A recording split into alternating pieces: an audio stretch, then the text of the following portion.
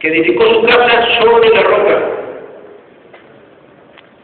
Descendió lluvia, vinieron ríos, soplaron vientos y golpearon contra aquella casa, y no cayó, porque estaba fundada sobre la roca.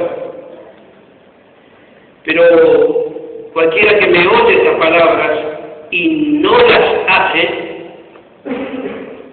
le compararé a un hombre insensato que edificó su casa sobre la arena, y descendió lluvia, y vinieron ríos, y soplaron vientos, y dieron con ímpetu contra aquella casa, y cayó, y fue grande su ruina. Los invito a cerrar sus ojos y vamos a encomendarnos a Dios. Padre de misericordia, te damos gracias por tu infinito amor, porque desde que te recibimos en nuestro corazón, desde que aceptamos a Cristo en nuestras vidas, nunca nos has abandonado. Más bien, si fuimos nosotros los que tal vez te fallamos, Señor, hemos tenido contigo momentos de grande bendición, momentos de prueba, momentos tal vez de tu disciplina, Señor, momentos de sentir una profunda presencia de tu Santo Espíritu y momentos de silencio. Señor, hemos inclusive tal vez hasta sentido tu voz audible en algunos momentos y otras veces tu silencio. Y todo eso, aún todo eso, Señor, podemos decir que estamos de pie gracias a tu infinita misericordia, gracias a tu infinito amor, Señor, porque tú eres el que abre puertas y las cierras, tú eres el que levanta y el que hace caer, tú eres, Señor, el que tiene bajo control todas las cosas, Señor. Por eso te imploramos que tengas misericordia, Señor, de nuestras vidas, Señor. No permitas que nuestros corazones se endurezcan, Señor. No permitas que miremos con nuestros ojos carnales, Señor, sino que nos encomendemos a ti en cada momento de nuestras vidas, Señor. Señor, no permitas que nuestros corazones se endurezcan, sino que estén permanentemente atentos, Señor, cautivos de tu amor y tu misericordia, Señor, para que tú obres, Señor. Obra en nuestros corazones, Señor, para que podamos oír, para que podamos escuchar tu palabra, Señor. Oh, Señor, haz que cada palabra sea sembrada en nuestro corazón y pueda brotar y pueda crecer, Señor, y se multiplique. Señor, nos encomendamos en tu Espíritu Santo. Amén. Y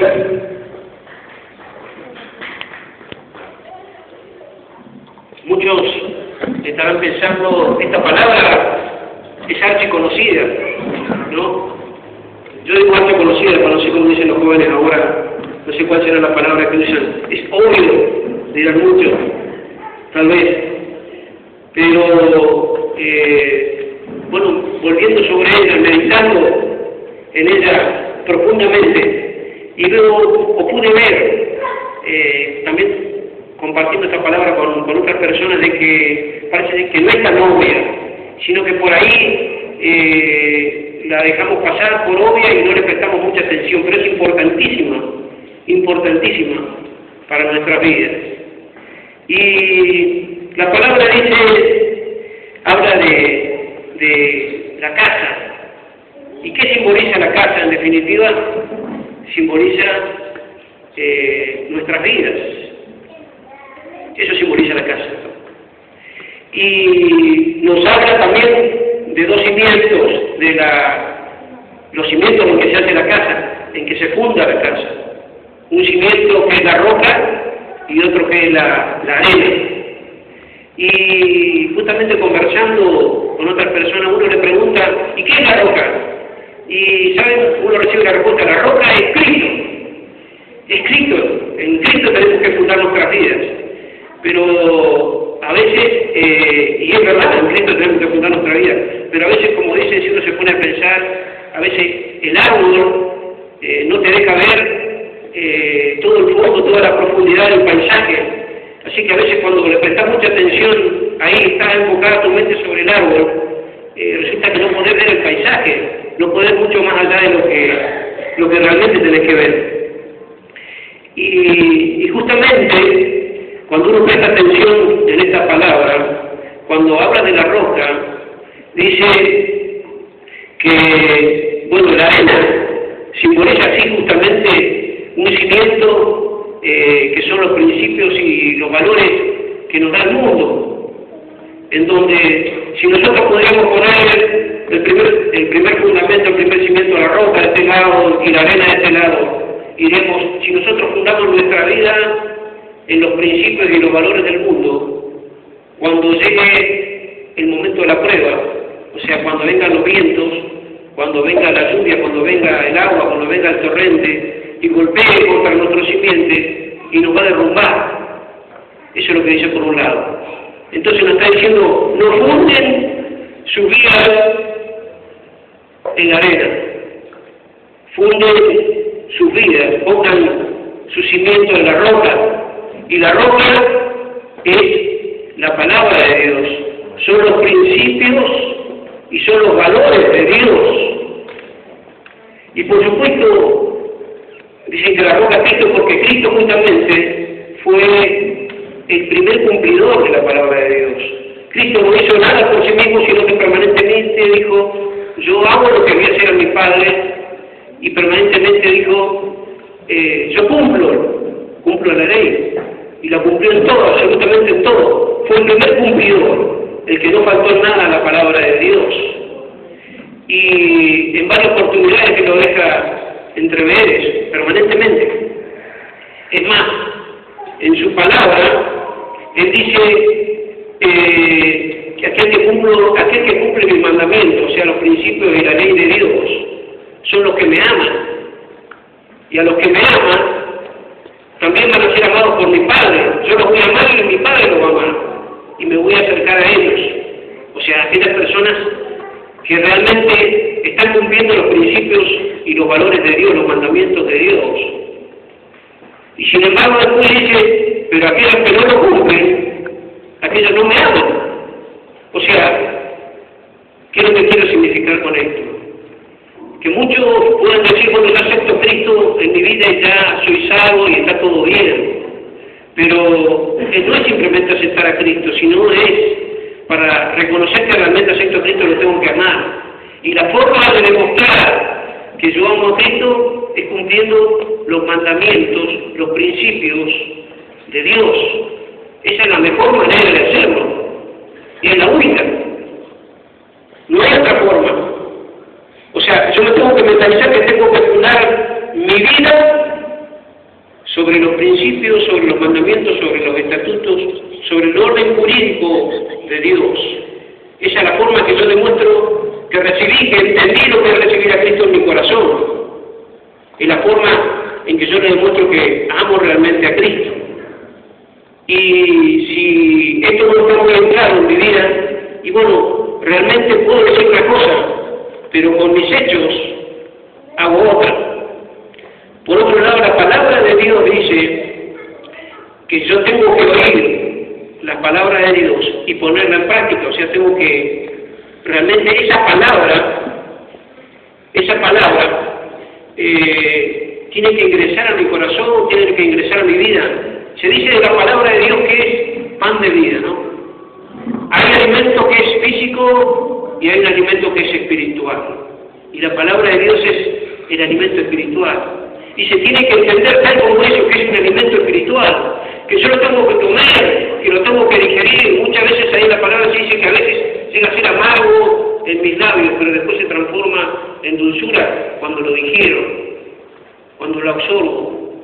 Así como yo absorbo el pan y después lo transformo en energía para hacer un acto físico, de la misma manera yo tengo que tomar la palabra de Dios y digerirla, degustarla, saborearla, incorporarla a mi cuerpo.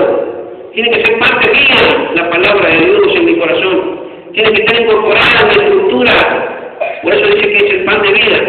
Y después medida que yo esa palabra la tengo en mi cuerpo, después la pongo en práctica. La llevo a la práctica. Y es entonces cuando yo puedo decir que es una palabra de vida. La mejor forma de saber si estoy poniendo en práctica eso es mi testimonio, mi vida permanentemente. Es cuando yo la pongo en práctica. Esa es la mejor manera de saber si yo amo a Dios. ¿Saben cuando Jesús inicia su ministerio? Lo primero que hace es decir en una de sus partes,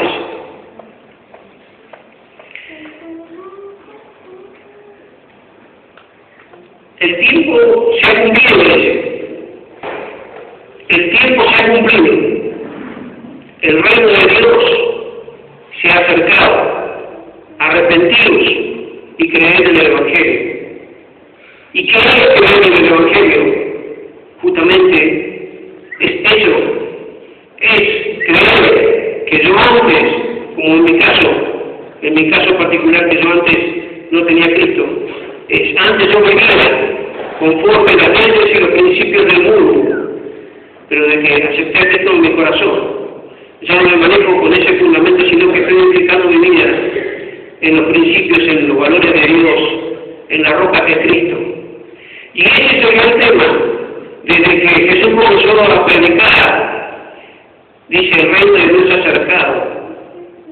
¿Y qué es lo que voy a decir? Que justamente desde que nosotros recibimos y aceptamos a Él, tenemos que restaurar en nuestras vidas, en nuestra vida, en la vida de nuestras familias, el gobierno de Dios.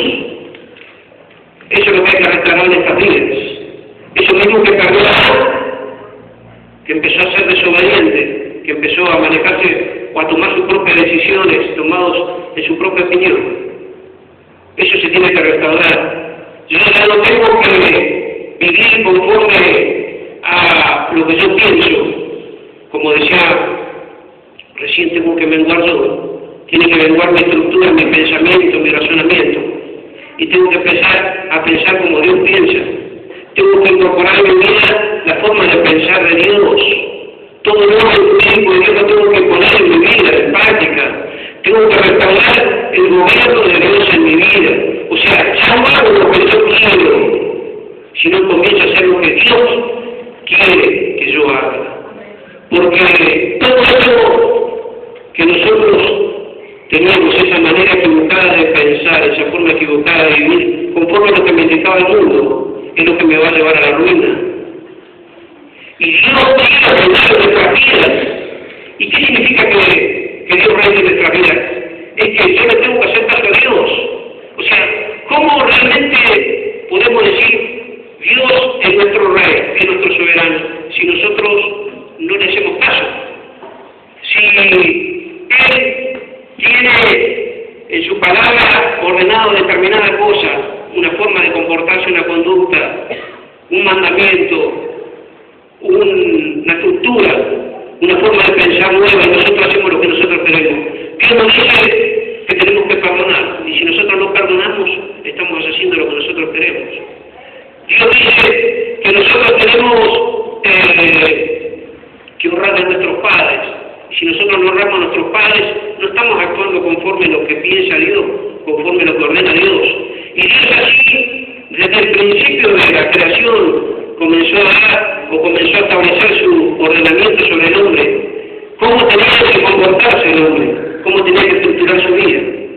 Pero ¿cómo podemos decir nosotros que Dios reina sobre nuestra vida si nosotros no hacemos caso omiso a sus palabras, o menospreciamos sus palabras, y decimos, bueno, yo cumplo hasta acá? Dios me dice que yo tengo que cumplir el 100% de su palabra, pero yo le pongo límites, le pongo topes y le digo, bueno, yo cumplo su palabra, pero la cumplo hasta acá, lo que a mí me parece. Y esa no es la forma que quiere Dios que pensemos. Dios quiere que le pongamos límites. Para Dios tenemos que hacer 100% de lo que dice su palabra. ¿Se imaginan un Dios justo?